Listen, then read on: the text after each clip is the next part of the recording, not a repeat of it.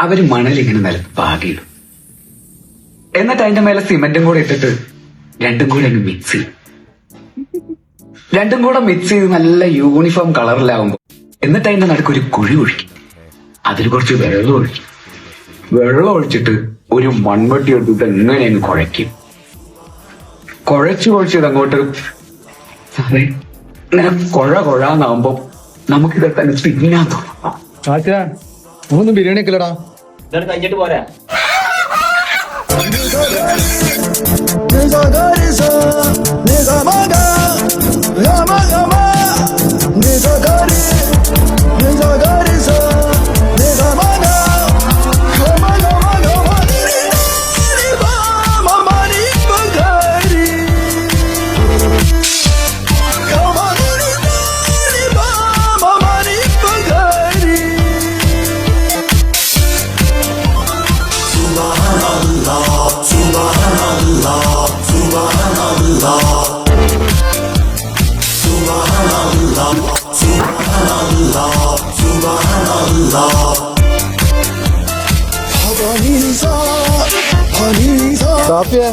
ചോറ് പൂച്ചന്റെ ബിരിയാണി എങ്ങനെയുണ്ട്?